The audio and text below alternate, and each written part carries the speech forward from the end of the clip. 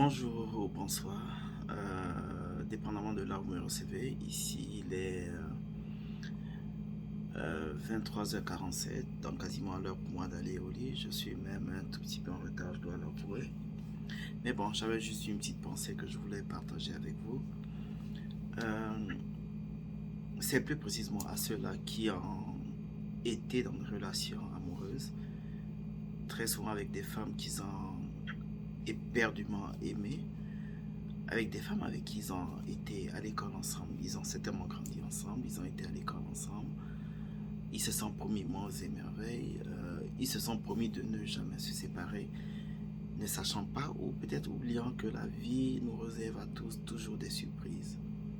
Dites-moi, combien de couples vous connaissez vous diront aujourd'hui qui se connaissent depuis l'enfance, depuis depuis le premier ou depuis le secondaire. Il y en a, mais on les compte sur le bout des doigts. Pourquoi? Parce que souvent dans la vie, les choses ne dépendent pas de moi, ni de toi, ni de nous, en d'autres termes.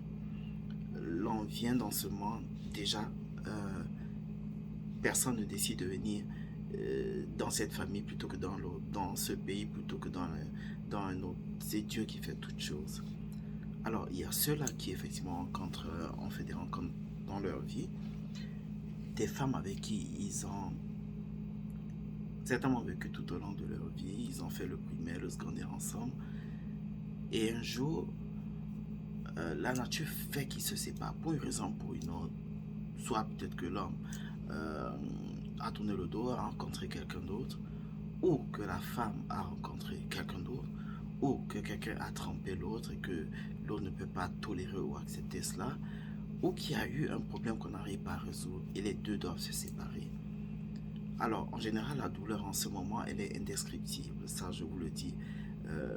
Vous qui m'écoutez, certainement, beaucoup sont passés par là, beaucoup peut-être passeront par là, je ne le souhaite pas.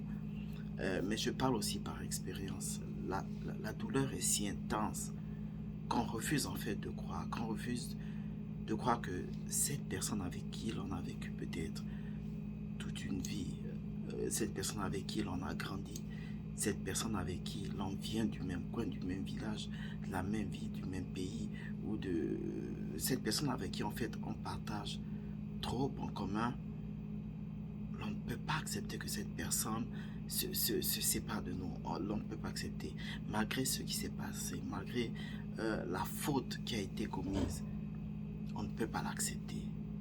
Alors, on pleure. Des fois, on pleure toutes les larmes de son corps. On n'arrive plus à dormir parce qu'on se dit, qu'est-ce qui m'est arrivé? Le ciel me tombe. Le ciel m'est tombé sur la tête. Est-ce que je vais survivre? Est-ce que je vais m'en sortir?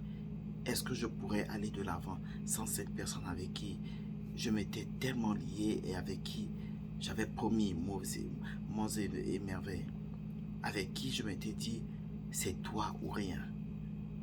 Qu'est-ce qui arrive? Alors, on commence à réfléchir. On a des insomnies, on n'arrive pas à manger. D'autant même malade. Sur le plan professionnel, on parle de catastrophe en catastrophe parce qu'effectivement, lorsque vous n'êtes pas stable psychologiquement, il n'y a pas grand chose que vous puissiez faire.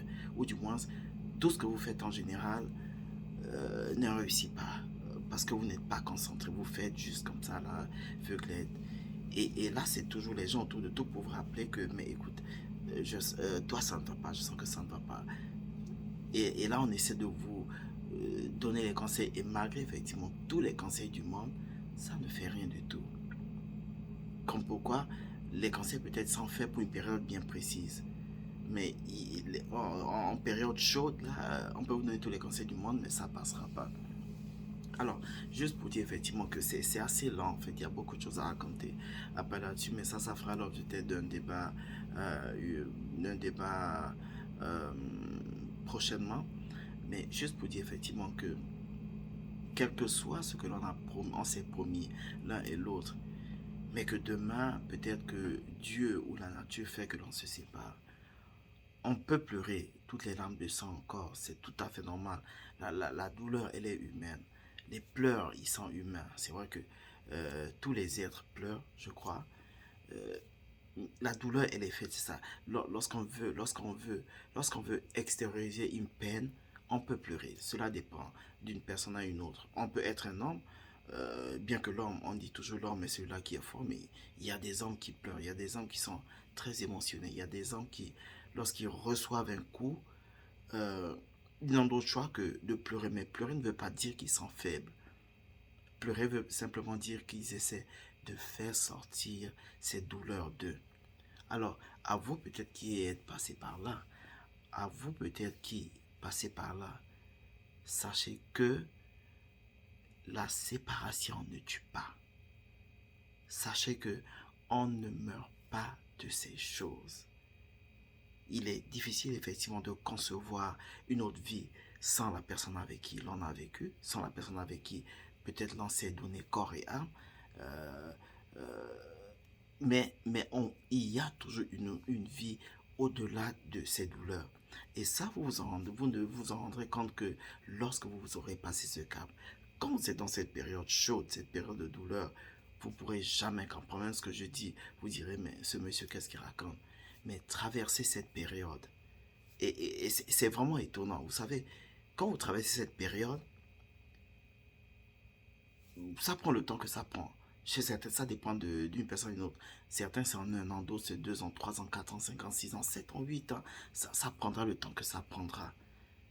Mais un jour, lorsque vous avez passé ce cap et que vous levez un matin et que vous regardez derrière, vous dites, mais pourquoi j'ai tant pleuré pour cette personne? Pourquoi, pourquoi je me suis tant donné à cette personne?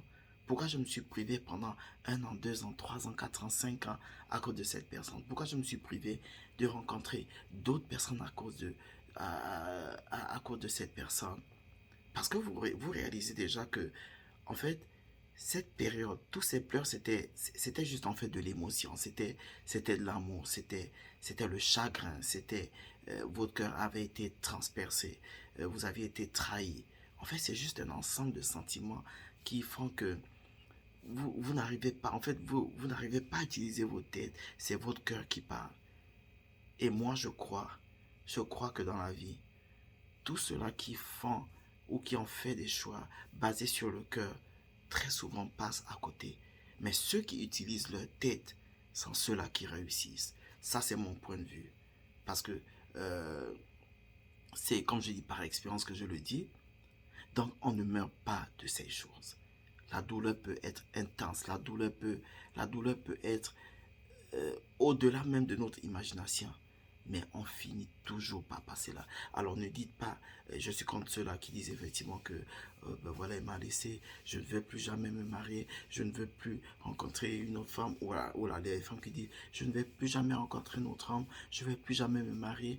Mais étrangement, vous allez remarquer que 5, 6 ans, 7 ans après, vous voyez cette même personne en train de rire aux éclats avec un homme ou avec une autre femme, très heureux ou très heureuse, avec des enfants, mariés, c'est là. C'est ça la beauté de la vie. C'est simplement encore pour dire que la vie est faite des hauts et des hauts et des bas. Là, on rencontre des personnes, l'on aime cette personne, et peut-être qu'un jour on est censé se séparer. Mais l'on doit juste comprendre que peut-être que notre vie avait été, peut-être que c'est notre destin.